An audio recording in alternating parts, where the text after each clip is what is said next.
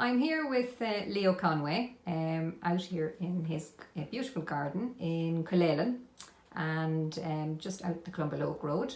And you're originally from New Street, isn't that right? Yes, right. Correct. So live there in New Street there. I think what was across from Londis, is it? Across from the Pound, which right across the road from the Pound, in fact.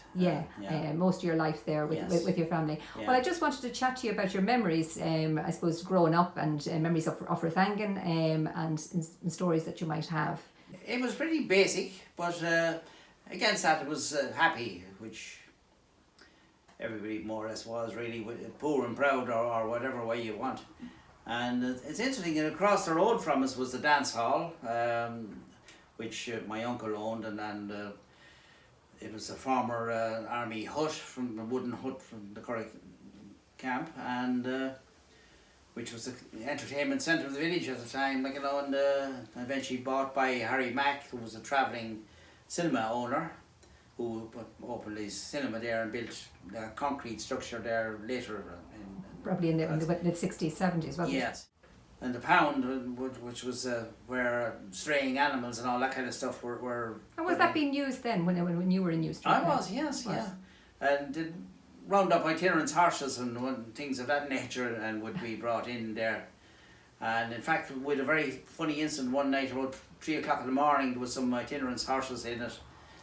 And they sprung them out of jail. They rescued them because they had to pay poundage, which to have them legally returned to them. And they lifted them out. When you look at the height of the wall there at the moment, to lift a horse over the wall was a bit of an effort. It was done. yeah. Indeed. And your memories then, I suppose, of growing up and childhood and spending time then after school or any memories? Yeah, well, after school, we all, myself and the boys around the place, the Nolans and Kennys and the Moonies and various others, we would go hunting rabbits with dogs and up the back of the Rath field and that neck of the woods and out to the woodlands. We ranged over a wide area. But rabbits were a lot of money because rationing only ended in Britain until the 1954. Right. So it was a scarcity of meat of every description. And I'm sure the farmers were glad to have the rabbits maybe culled a little bit as well. Yes, and done a bit of hunting on them themselves as well, because they might be making more of the rabbits than they would be out of the cattle maybe at the time or whatever. So you were selling some of the rabbits. Yes, Hamiltons lived up where Leo Hamilton lives at the present time, up Main Street. His family were in that line of trade, and they bought them from us and then exported them to England at, I presume, a higher price and whatever, and hopefully they made money out of them. Right. And you would your pocket money for that. We had. Starter. Next door, Anthony Mooney, who lived next door, was a very proficient fudge manufacturer, and we made fudge and had ice cream and lemonade and biscuits, all sorts of things, and constant partying it was. Yeah, well, your money was gone to good use, I suppose. Investing it back into the fudge. We recycled it straight away. Nothing like supporting local even at that age and that sort of thing. Yeah. Well, they're great memories. Never were bored. Never were bored. Never bored. No. Never bored. Absolutely not. You lived then there beside Crosses, I think. Yes. Farriers and blacksmiths, a combination which was unusual. A farrier, of course, is the person that shoes horses, but they done both. They shoed horses, big horses that pull ploughs and all that type of agricultural machinery, if you like, of the time.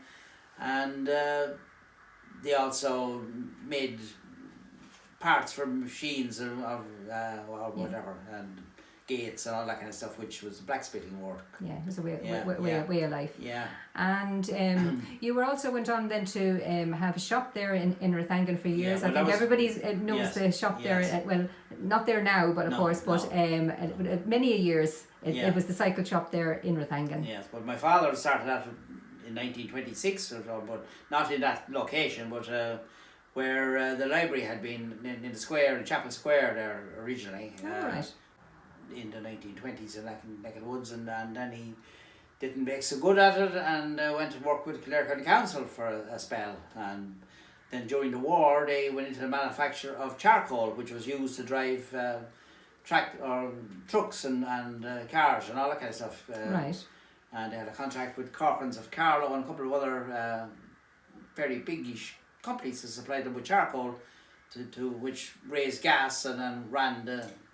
So maybe we might all have to go back to it. Maybe, well, there's maybe something in that now to relook at things. Keeps going up. Exactly, indeed. And as I say, you had your own cycle shop there, and you were renting televisions at that time as well, as opposed to people buying them. Just explain. Well, they weren't very reliable, you see, like, you know, and they were also very expensive. You know, and you take it in 1960s, a television set was around 70 or 80 pound.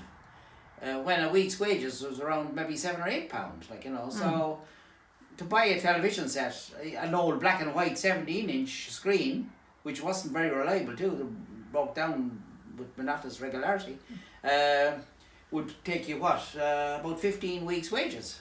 So it made sense to have a rental service. That's what people did. Because it was a great service, in a sense, to be able to prevent people pay weekly. Yeah, but it wasn't all easy either. Yeah. No, it was a way of life then for people and for you as well.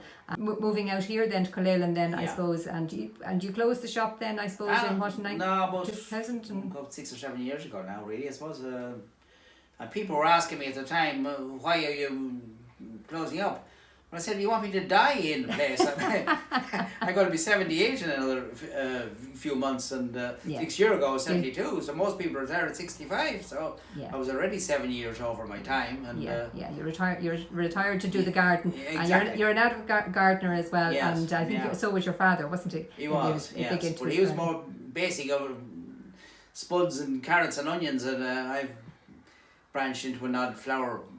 You have a beautiful garden here, Leo. You're very modest indeed. A beautiful vegetable garden and flower garden, and certainly very comfortable out here in Cullenan. I'd like to have your memories and share your memories with us. And it was lovely speaking to you. Yeah, thank you very much. Okay, thank you, Leo.